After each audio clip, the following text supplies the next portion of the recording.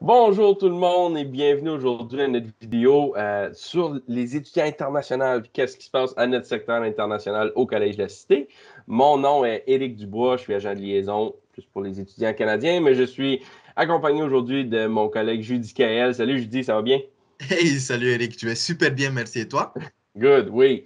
Nice. Jeudi est agent justement au secteur international. On établit certaines questions en vue de la rentrée pour septembre, la rentrée de janvier, vous donner le plus d'informations possible pour vous aider, pour vous renseigner sur qu'est-ce qui se passe. Comme vous le savez aujourd'hui, peu importe si vous avez des questions, posez-les dans les commentaires. On a des agents qui sont là pour vous répondre. N'hésitez surtout pas. On veut faire certain que vous avez les réponses. Donc, je pense, sans plus tarder, Judy Gaël, on va partir avec la première question.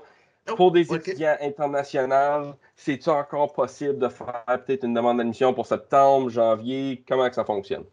Alors, oui, la réponse est oui. Les demandes d'admission sont encore disponibles, même s'il reste 2, 3 semaines au début des cours pour la session de septembre, mais il y a encore des programmes que, ils sont pas complets. Donc, faites votre demande d'admission. Vous allez obtenir votre lettre d'acceptation. Je parle surtout pour les personnes qui sont déjà ici au Canada, d'accord? Donc, oui, vous pouvez vous inscrire. Vous pouvez aussi finaliser le paiement et commencer à étudier pour la session de septembre. Maintenant, pour les personnes qui sont à l'étranger, ne vous inquiétez pas. Vous pouvez aussi faire votre demande d'admission. Vous allez recevoir la lettre d'acceptation après le délai de traitement et vous allez pouvoir entamer vos démarches près de l'ambassade. Qu'est-ce qui se passe maintenant? Les questions qui nous arrivent souvent, c'est est-ce que si ma demande d'ambassade, ma demande de visa a été lancée, est-ce que je peux quand même commencer à étudier ou je ne peux pas commencer à étudier, étant donné que les cours, la plupart des cours de la première session des programmes sont dispensés à distance. Donc, la réponse est oui, l'étudiant peut commencer à étudier à partir de son pays, d'accord, à distance, mais il doit nous présenter, par exemple, la lettre qu'il a soumise, la demande de visa étudiant, et puis on va lui envoyer un formulaire, il va remplir le formulaire, faire le paiement de ses frais de scolarité et pouvoir commencer. Là, quand il va recevoir le visa, là, il a deux options. Il pourra venir au Canada directement, hein, mais tout d'abord, il va quand même nous écrire, mais je vous donne les détails de comment faire plus tard. Ou si pour X, Y raison, parce que je regarde soit le bon côté que le mauvais côté, que la personne n'a pas reçu son visa étudiant, qu'est-ce qui se passe? La personne peut quand même toujours continuer à étudier et puis demander une lettre de confirmation en disant que oui, actuellement, l'étudiant en question est au cours et suit les cours. Puis la personne pourra réacheminer sa demande de visa. Et puis en attendant, il va juste continuer à étudier. Donc, les cours pour la session de septembre, pour la plupart, sont dispensés à distance et les admissions sont encore disponibles. J'ai parlé pour la session de septembre, mais janvier aussi, c'est disponible dès maintenant. Vous pouvez faire des demandes d'admission pour la session de janvier. Ne vous inquiétez pas, si l'école ne vous répond pas tout de suite, vous devez juste prendre en conscience que d'abord, on finalise tout type de traitement pour la session de septembre et puis après, on va entamer pour tout ce qui regarde la session de janvier. Bon, sur ça, je pense que j'ai fait un peu le tour. Oui, c'est bien vrai, je parle un peu rapidement, mais prenez le temps de écrire tout type de questions ou tout type de détails que vous aimeriez avoir dans les commentaires et puis on va pouvoir vous répondre en privé ou directement là-bas. Allez, on passe, je pense, c'est bon, oui. Ok, c'est super, je dis merci. Je pense aussi ce qui est important, juste, on va le mentionner rapidement, les demandes d'admission. Oui, ça peut être fait à travers notre site web. Si tu utilises la plateforme de collège de l'Ontario.ca. Fait que tous les demandes, là, si vous voyez cette adresse-là, vous êtes à la bonne place. Tout est beau. Mais merci, je pense que ça clarifie beaucoup. Il y a encore de la place pour faire nos demandes. Mais comme je dis, on va mentionner à la fin là, à qui poser des questions, des situations particulières. Fait que attendez jusqu'à la fin, on va vous dire exactement quoi faire aussi si jamais vous avez des questions plus pointues. Je pense que tu l'as mentionné rapidement. Oui, Le mode de livraison pour septembre, qu'est-ce que ça va avoir là, les cours pour les étudiants internationaux? d'accord. Donc, quand on parle de mode de livraison, c'est de la façon à laquelle les cours vont être livrés. Donc, il y a différentes façons qui pourraient être livrés. Ils pourraient être livrés en présentiel, d'accord? Ça serait trop cool, mais ça pourrait être en présentiel, ça pourrait être en virtuel et ça pourrait être hybride. Donc, qu'est-ce que ça veut dire chacun de ces trois? D'accord? Alors, présentiel, vous devez comprendre, c'est uniquement et exclusivement pour les cours qui sont qui sont pratiques. Par exemple, vous avez un laboratoire qui est pratique et puis vous devez forcément être en classe pour le faire. Oui, vous allez venir à l'école pour le faire. Mais pour le reste de vos cours, ça sera à la maison devant un ordinateur et puis vous allez le suivre. Donc, ça, c'est pour la première. Deuxième, modalité virtuelle. Virtuelle, c'est comme le dit le nom, c'est que vous allez commencer en ligne et puis vous allez suivre les cours en ligne. Vous n'allez avoir aucun cours en présentiel. Donc, si vous avez besoin de communiquer avec les professeurs, vous allez le faire par email ou bien par la messagerie. Si vous voulez communiquer avec, peu importe, ça sera en ligne. Les cours et les examens aussi seront dispensés en ligne, à distance. Et troisième, c'est l'option hybride. L'option hybride rejoint un peu la discussion que j'ai eue au début. Donc, vous avez soit des cours en présentiel, soit des cours en virtuel. Donc, les cours en présentiel, je le répète, c'est uniquement pour les personnes qui ont certains programmes qui doivent avoir du travail manuel. Donc, ils viennent pour faire des laboratoires manuels. Et puis, le reste de leurs cours, ils vont les avoir en ligne. Donc, ça se peut que des étudiants internationaux qui sont ici au Canada, d'accord, vont avoir les cours totalement en ligne parce qu'ils ont choisi un programme qui dispense les cours en ligne. Il y a certains étudiants qui sont à l'étranger, donc ils ont commencé à étudier à partir de l'étranger, et puis là, ils ont des cours en ligne. Fantastique. Vous devez juste vérifier, vous allez continuer les cours en ligne. Cependant, si vous avez remarqué que vous avez des cours en présentiel, ne vous inquiétez pas. L'école est en train de jouer un peu à faire du puzzle, OK? Elle est en train de voir où mettre chaque cours pour accommoder tout type d'étudiant, peu importe où l'étudiant est. Donc, tout dépendamment de votre situation, parce que chaque situation est spécifique uniquement à vous, prenez le temps de nous écrire vraiment un email. Vous pouvez nous écrire à l'email général international @lacitec.on.ca, que je suis sûr qu'on va aussi l'écrire dans les commentaires, ou directement nous appeler. Le numéro de poste pour nous appeler, c'est le 29999. Il y a 3 9 derrière, hein? Ne vous mélangez pas. Donc, il y a un 2999. Donc, vous appelez le numéro de la cité et ensuite, vous mettez le 29999. Et puis, vous allez parler avec un agent au secteur international. Donc, je pense que j'ai fait un peu le tour, mais pour vous dire encore une chose très importante et très pertinente, c'est que comment vous allez faire pour savoir que votre cours est en présentiel ou est à distance ou hybride? Ouais. Alors, il y a un site Internet que l'établissement scolaire, il y a une page Internet, on pourrait dire comme ça, que l'établissement scolaire a généré avec tous les programmes. Et dans cette page, vous allez pouvoir identifier votre programme et puis voir si vos cours seront totalement à distance ou s'ils seront un ou deux en présentiel. Et je suis sûr qu'on va vous le mettre dans les commentaires afin que vous allez avoir accès à ça. Et si vous ne l'avez pas, écrivez-nous. Vous pouvez nous écrire à travers la page d'accueil de la cité. Il y a un chat. Oh, j'adore ce chat. Moi-même, j'ai peur de ce chat parce que je rentre dans la page et puis le chat dit allô, comment puis-je t'aider? Et puis je dis ok, comment je peux faire ici? Donc, vous pouvez vraiment écrire. Il y a des agents qui sont prêts à répondre très rapidement. Bien sûr, il y a des heures d'ouverture parce que quand même, ce n'est pas 24 heures sur 24, mais si vous écrivez, vous allez quand même avoir une réponse. Et si vous n'avez pas une réponse tout de suite, ils vont générer un message automatique afin que vous allez pouvoir communiquer quand même avec quelqu'un. Donc, il y a différentes façons de nous rejoindre. Prenez le temps de communiquer avec nous. L'information, on l'a. On veut la partager. Et je pense que vous aussi, vous aimeriez avoir l'information. Donc, prenez juste l'action. Absolument. Puis je pense que tu l'as mentionné, si jamais il y a des gens qui veulent avoir la page du site web là, qui explique tous les modes de livraison, juste posez-les dans les commentaires. On va vous partager le lien, ça va être très facile. Super. Je pense pour la troisième question, qui est quand même assez essentielle, puis il y a peut-être plusieurs gens qui se posent cette question-là. Est-ce qu'on doit être vacciné avant de venir au Canada pour la COVID? Alors, sur cette question, je vais vous donner une réponse très claire. Écoutez-moi. Avant de venir au Canada, OK? Donc, exemple, Judicael est au pays. Il aimerait venir étudier au Canada. Il a sa lettre d'acceptation. Il a tout. Il a fait toutes ses démarches. Et puis, il est prêt pour prendre son avion et puis venir. Après-demain, je viens au Canada, à Ottawa, dans quelque part, OK? Qu'est-ce qui se passe? avant de prendre mon billet d'avion, avant de prendre tout type d'action, dès que j'ai mon visa, qu'est-ce que je fais? J'écris à l'école, d'accord? J'écris à l'école. Donc, ce que je vous conseille de faire afin d'avoir tous les détails par rapport à est-ce que je dois prendre le vaccin, qu'est-ce que je dois faire, quels documents je dois remplir, qu'est-ce que je dois amener pour ne pas avoir de défis à l'aéroport, tout ça.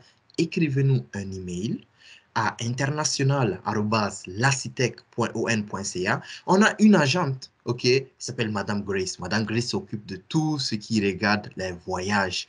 Donc, elle va pouvoir vous donner tous les détails. Quand je vous dis tous les détails, vous allez avoir un email. Il est tellement beau, ce email. Il a tous les points qu'il faut. D'accord? Donc, vous pouvez vraiment aller et puis cocher. Ça, OK, j'ai fait. Ça, OK, j'ai fait. Puis, vous allez finaliser. Et puis, vous allez tout faire avant de prendre votre billet. Si vous l'avez déjà pris et vous ne nous avez pas communiqué, pas grave. OK? Faites-le maintenant. Mais avant de prendre votre avion, faites-le. OK? Donc, écrivez-nous et puis on va pouvoir vous donner les détails selon le jour actuel. Parce que comme vous savez, tout ce qui regarde le ministère de la Santé et puis tout le reste va vraiment le jour au jour. Donc, par exemple, l'information que quelqu'un vous a donnée 2 jours de cela, peut-être ce n'est plus l'information mise à jour. Donc, quand même, appelez-nous et puis communiquez avec nous. On va vous donner l'information exacte. Excellent. Je pense que c'est un très bon point d'assurer que tout est en place avant d'embarquer sur l'avion pour venir ici. Fait que merci, Judy. C'est un bon petit tip, ça. Une autre question pour les gens peut-être qui veulent habiter sur le campus. Est-ce qu'il reste encore de la place dans nos résidences à la cité? Ah oui, absolument. Écoutez, il y a de la place. Il y a vraiment de la place à la résidence. Donc, d'abord, on a parlé de la résidence. La résidence, c'est un établissement qui est très proche. Quand je dis proche, c'est juste une rue entre l'établissement et la résidence. Euh, tous les services tous les services alimentaires sont proches, tous les services de bus sont proches. L'hôpital aussi est très proche, c'est carrément derrière l'hôpital Montfort. Euh, En revenant sur la question, est-ce qu'il y a toujours la place? Oui, il y a toujours la place. Comment faire pour réserver une place à la résidence? C'est très simple.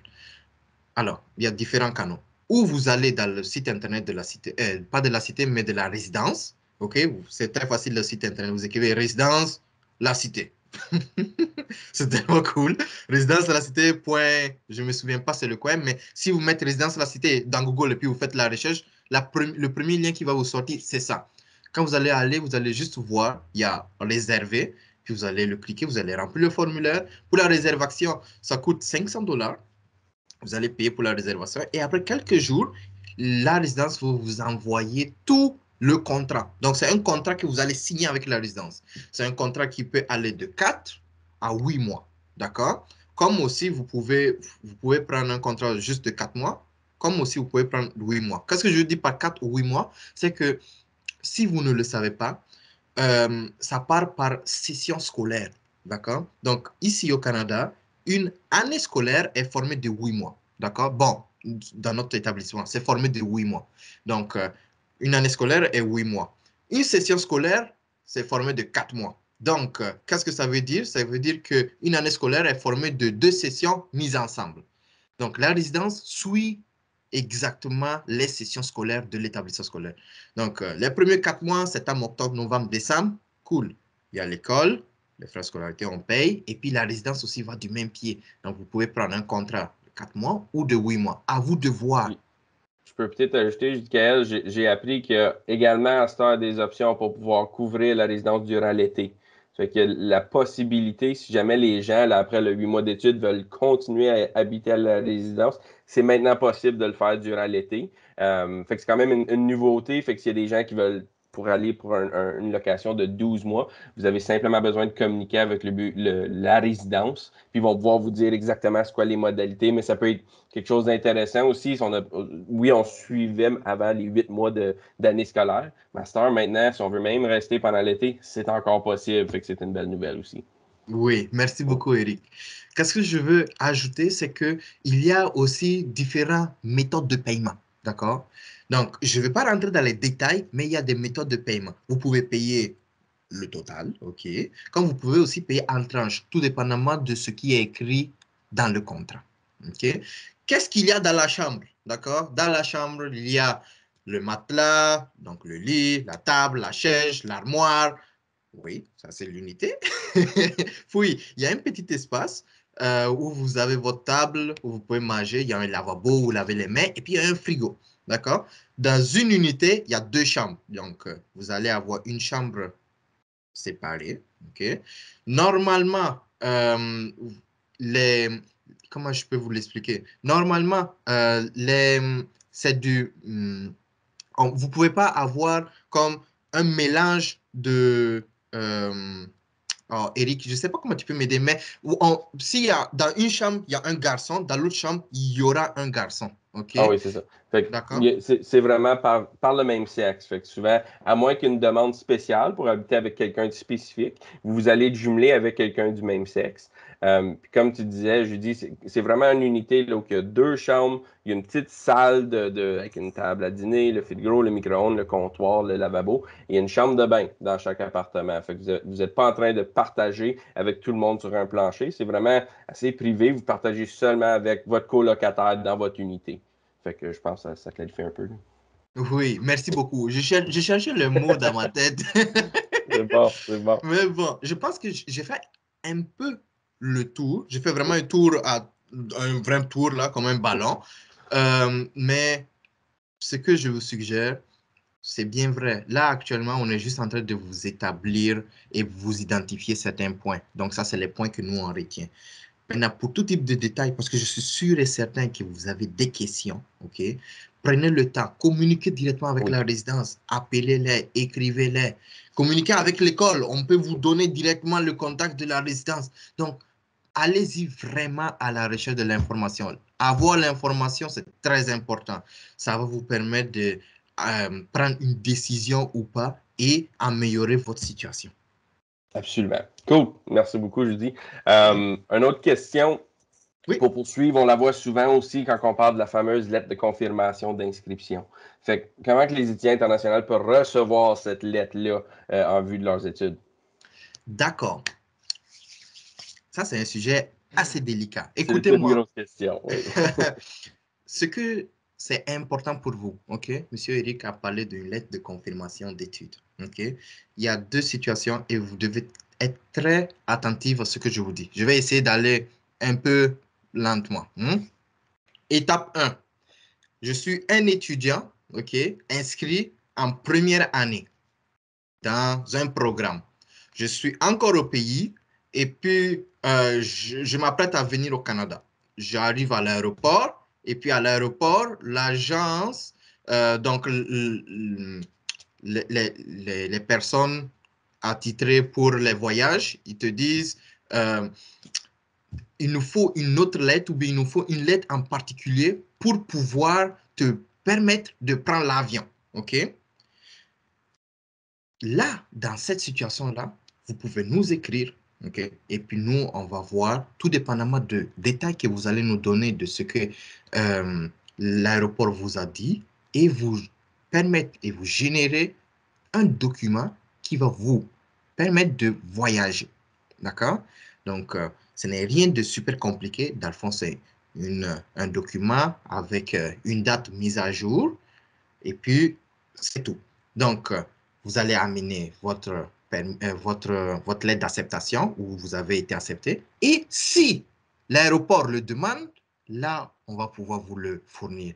Entre-temps, ça ne veut pas dire que tous les aéroports le demandent, OK? Et ça ne veut pas dire que vous devez le demander avant que l'aéroport ne vous fait pas la requête.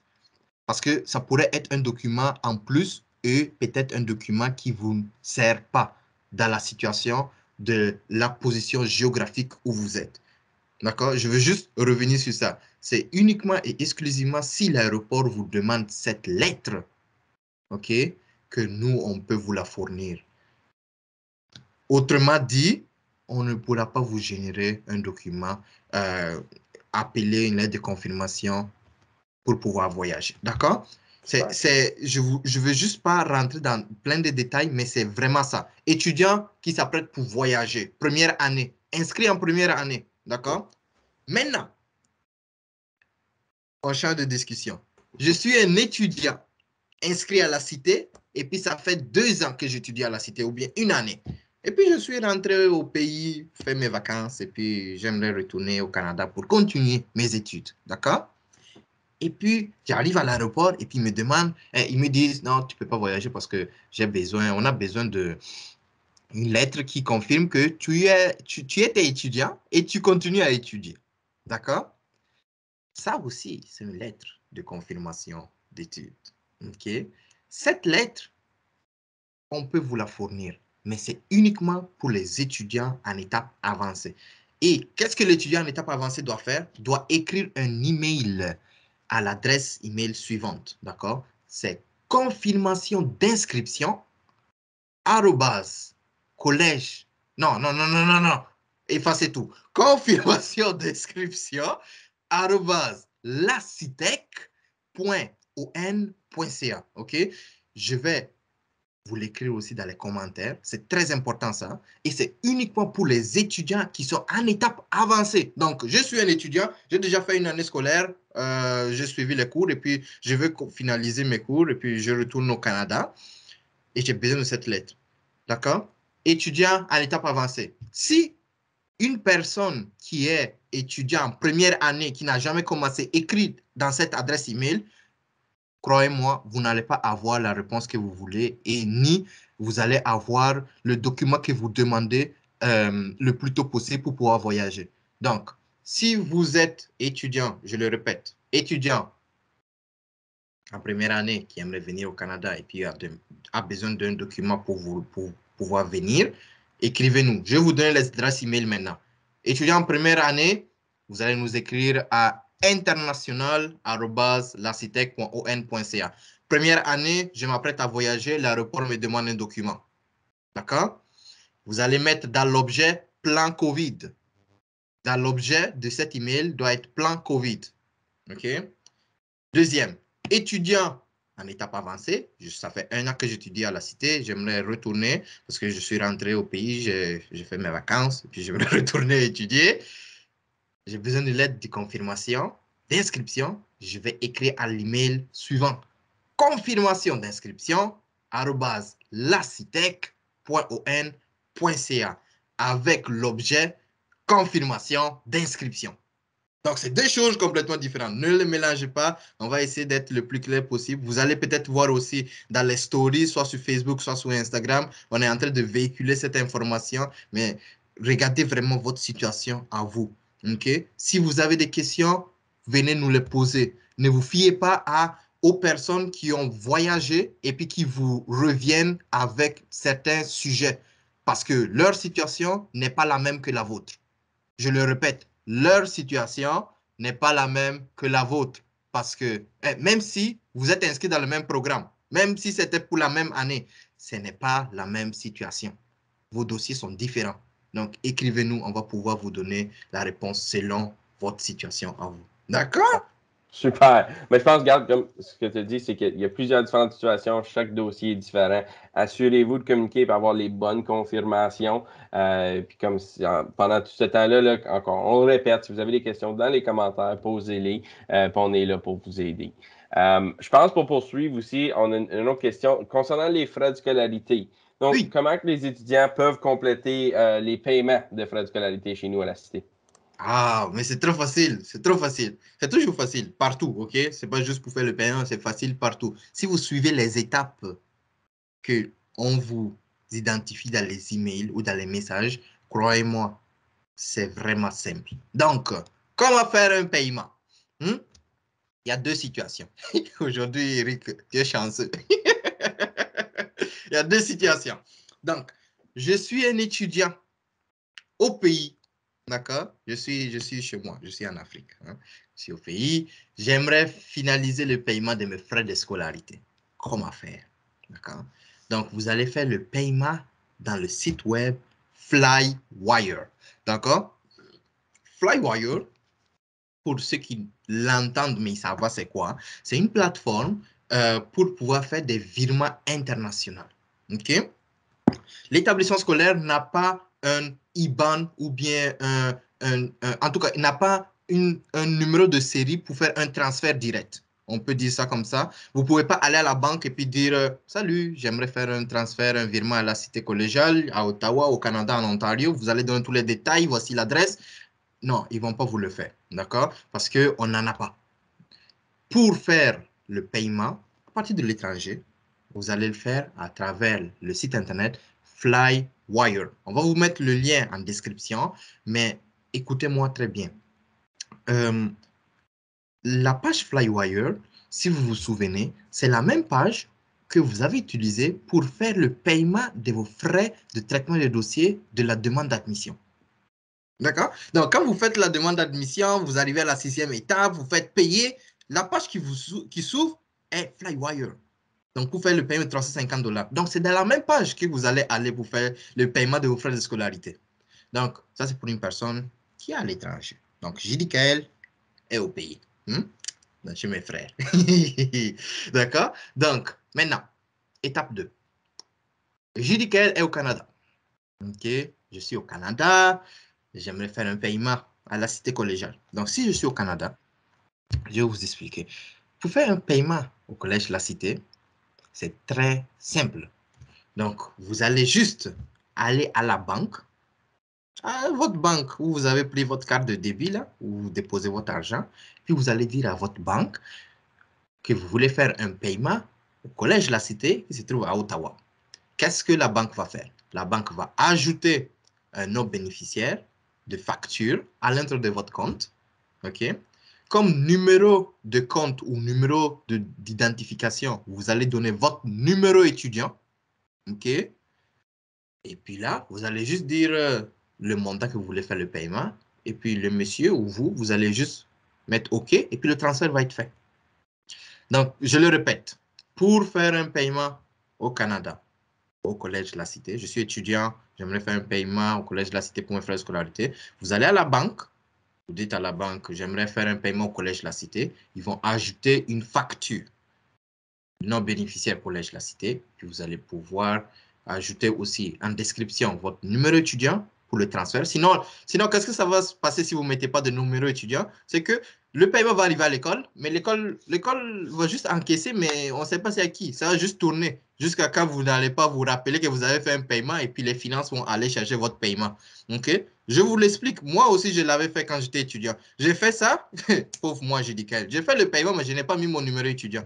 L'argent est arrivé à l'école. L'école a commencé. Moi, je dis, mais comment j'ai fait pour étudier? Là, j'envoie les reçus en disant, voici ma preuve, voici ma preuve. Et puis après, on a compris que je n'avais pas mis mon numéro étudiant. Donc, l'argent, au lieu d'arriver directement dans mon compte, est arrivé juste à la cité. La cité, bon, l'école détient ton argent. Si ils ne vont jamais l'utiliser. Mais je n'avais pas commencé les cours. Mais je pense que c'est ça, je pense que tu dis comme c'est très important que si tu fais un paiement, assurez-vous d'associer votre paiement avec votre numéro étudiant. Parce que comme tu le dis, je dis, si on ne sait pas à qui associer l'argent, on ne peut pas assurer que le paiement se rentre dans votre compte. Fait que très, très bon point. D'accord. Mhm.